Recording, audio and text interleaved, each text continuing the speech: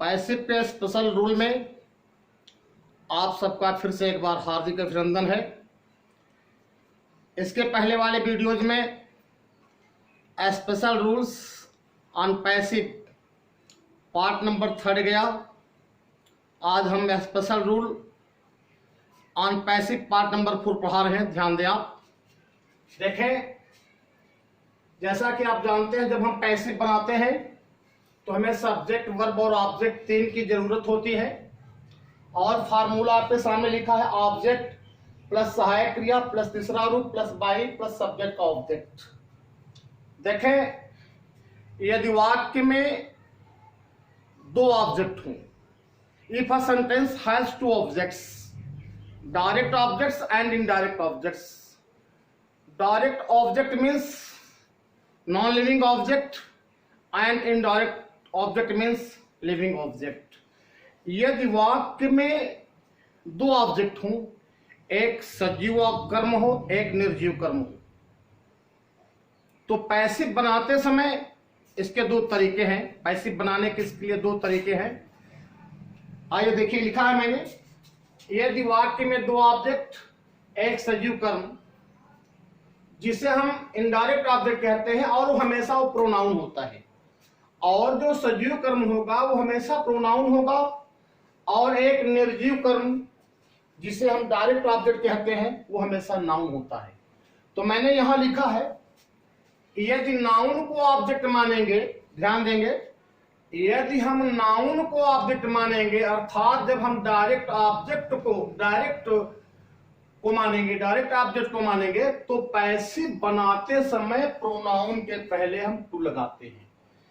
यदि हम पैसिव बनाएंगे, यदि हम नाउन को ऑब्जेक्ट मानेंगे, तो पैसिव बनाते समय हम प्रोनाउन के पहले टू या फॉर लगा देते हैं। और यदि प्रोनाउन को ऑब्जेक्ट मानेंगे, यदि लिविंग ऑब्जेक्ट को हम मान लेते हैं, तो हमारी पैसिव सीधे बनेगी। आइए हम आपको समझाते हैं। देखें, ही टीचेज अस इंग्लिश, वह हम लोगों को अंग्रेजी पढ़ाते हैं। तो आप देखें, ये आपका सब्जेक्ट हो गया, ये आपका सब्जेक्ट हो गया, ये वर्ब हो गया, ये ऑब्जेक्ट हो गया, और ये भी ऑब्जेक्ट हो गया। तो देखें, इसमें 2 ऑब्जेक्ट आया है, अस आया है और इंग्लिश आया है। तो ही टीचेज अस इंग्लिश, वह हम लोगों को अंग्रेजी पढ़ाते हैं।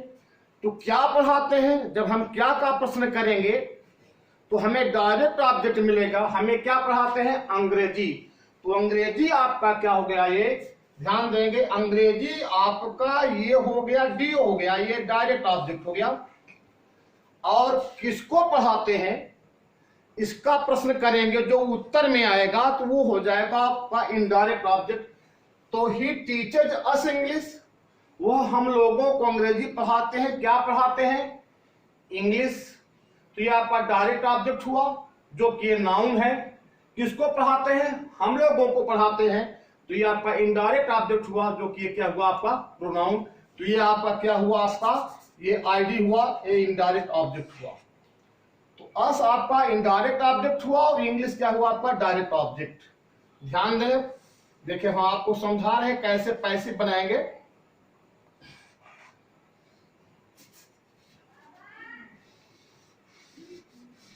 देखिए, मैंने लिखा है, यदि नाउन को ऑब्जेक्ट मानेंगे तो पैसिव बनाते समय प्रोनाउन के पहले टू या फॉर लगाएं।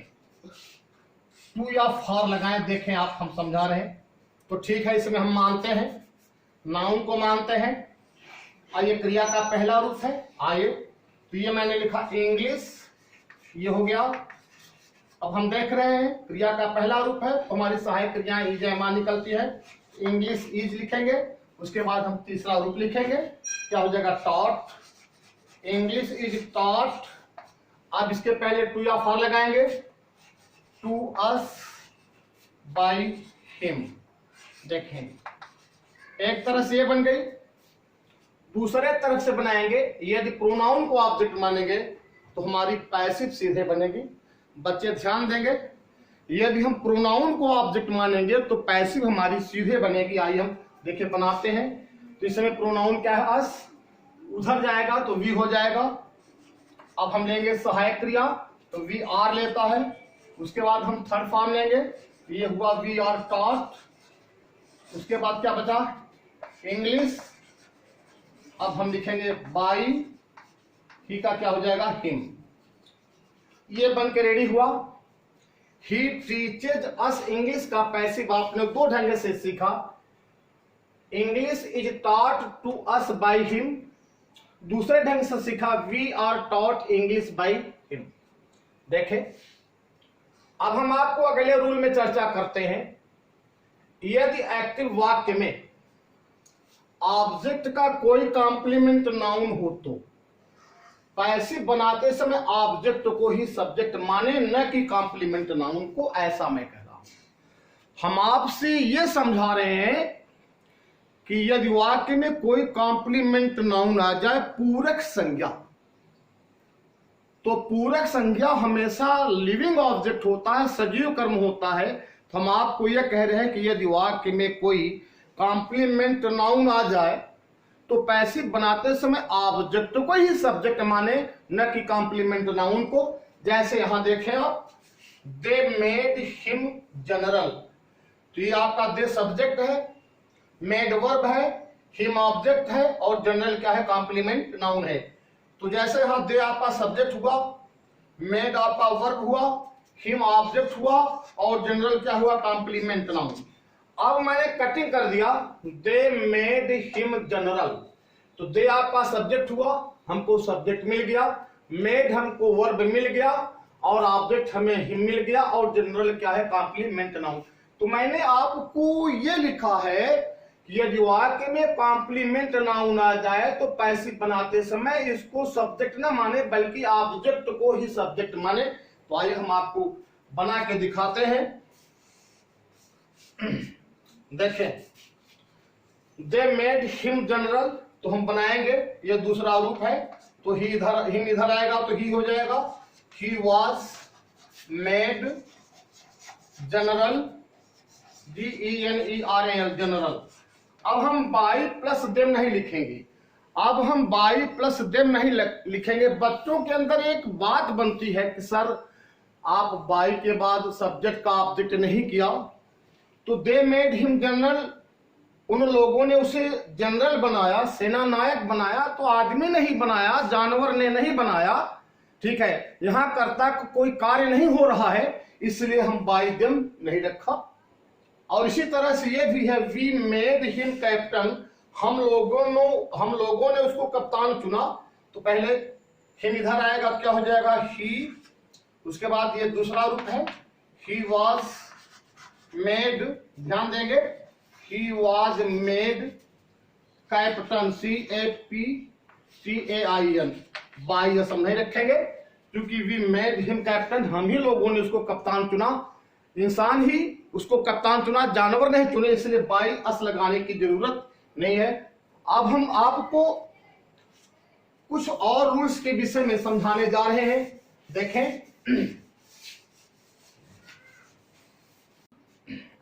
देखें, एक बड़ा ही अच्छा एक्टिव है, अक्सर वाप एग्जाम में आ जाता है, बोर्ड एग्जाम में आ जाता है और कॉम्पिटेटिव एग्जाम में आ जाता है, उसको मन लगा के आप देखें। तो हम आपको यह समझा रहे हैं, यदि वाक्य में, ध्यान देंगे, वाक्य में सब्जेक्ट के रूप में वन आ जाए, ध्यान देंगे, वन, ये आपका इंडेफिनिट प्रोनाउन है। ये क्या है, इंडेफिनिट प्रोनाउन है। यदि वाक्य में सब्जेक्ट के रूप में वन आ जाए,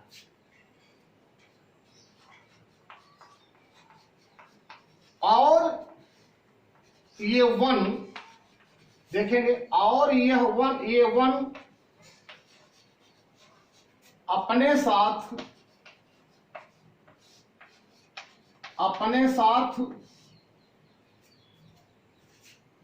वंस, ध्यान देंगे, वंस लेता है। देखें, हम आपको यह समझा रहे हैं कि यदि वाक्य में सब्जेक्ट के रूप में वन, यह इंडेफिनिट प्रोनाउन है, आ जाए और ये वन, ये वाला वन अपने साथ हमेशा वंश लेता है, ये हमेशा अपने साथ वंश लेता है। देखें तो पैसिव बनाते समय, तो पैसिव बनाते समय ध्यान देंगे, बहुत अच्छा उदाहरण है। पैसिव बनाते समय वन और वंश दोनों को हटा दिया जाता है। ध्यान देंगे, दोनों को हटा दिया जाता है। देखिए मैंने ये रूल लिख के तैयार किया, अब हम आपको उदाहरण देने जा रहे हैं। जैसे मैंने लिखा one should keep once promise, PROMISES। अब हमको इसकी पैसिव बनानी है। ध्यान दें, ये आपका एक्टिव है, यहां मैंने एक्टिव लिखा, और आपको पैसिव बनानी है इसकी। बच्चे हमारे ध्यान देंगे, बड़े मेहनत से ये वीडियो बना रहा हूं, ये वीडियो बहुत परिश्रम करके बना रहा हूं, और आप जब मन लगा के पढ़ेंगे तभी हमको ऊर्जा मिलेगी। ध्यान दें।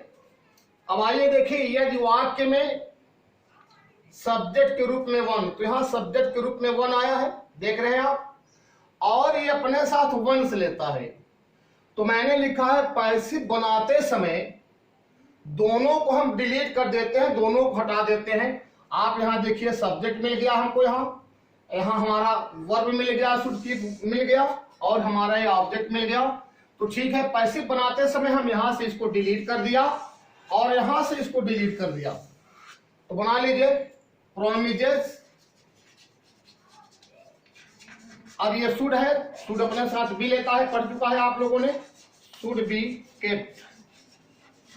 देखिए ये बन के रेडी हुआ, one should keep once promise, ये हुआ प्रॉमिसेस शुड बी केप्ट।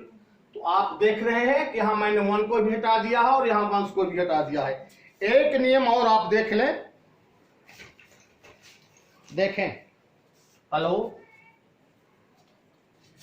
यदि एक्टिव सेंटेंस की बनावट इस प्रकार हो, ध्यान दें,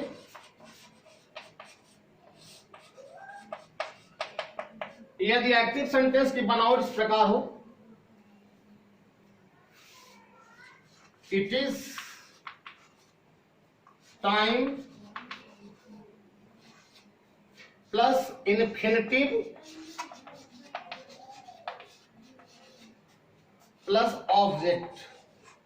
यदि एक्टिव सेंटेंस की बनावट इस तरह से हो, ध्यान दें, मैंने लिखा it is time plus infinitive plus object. जैसे it is time to help the poor. बच्चे समझेंगे, ये आप देखेंगे, ये मैंने लिखा it is time to help the poor, इसकी पैसिव बात को समझा रहे हैं। मैंने लिखा यदि एक्टिव सेंटेंस की बनावट इस प्रकार हो, इट इज टाइम, तो आपको इट इज टाइम मिल गया, इन्फिनिटिव मिल गया, मुख्य क्रिया के पहले टू, और ये ऑब्जेक्ट मिल गया। ध्यान देंगे, हम पैसिव का फार्मूला लिख रहे हैं, आप ध्यान देंगे तो ये पैसिव बराबर हो जाएगा it is time plus for plus object plus to be plus क्रिया का तीसरा रूप। देखें ये पैसिव का फार्मूला है, इसको मैंने अंडरलाइन किया, इसको मैंने अंडरलाइन किया। It is time to help the poor की पैसिव बनाना है। It is time plus for plus object plus to be plus तीसरा रूप। देखें तो हम कैसे बनाएंगे, ये फार्मूला लिखा है यहाँ, तो ये लिखा पैसिव बराबर जब हम बनाएंगे तो it is time to help the poor, ये पैसिव का फार्मूला है। तो जब हम बनाएंगे तो ये लिखेंगे, पहले लिखेंगे इट इज टाइम, लिख दिया आराम से। उसके बाद मैंने लिखा फॉर, कोई दिक्कत नहीं उठाया, द पुअर लिखा। अब उसके बाद हम क्या लिखेंगे, टू बी लिखेंगे, देख रहे हैं आप। उसके बाद हम तीसरा रूप लिखेंगे हेल्प रूप। बहुत बहुत धन्यवाद। अब हम आपको अगले वाले वीडियो में स्पेशल रूल लेके मिलेंगे और हमें आपसे उम्मीद करेंगे, गुजारिश करेंगे कि जो हमारे साथ इस चैनल के नए होंगे वो इस चैनल को सब्सक्राइब, लाइक, शेयर करें। Thank you very much.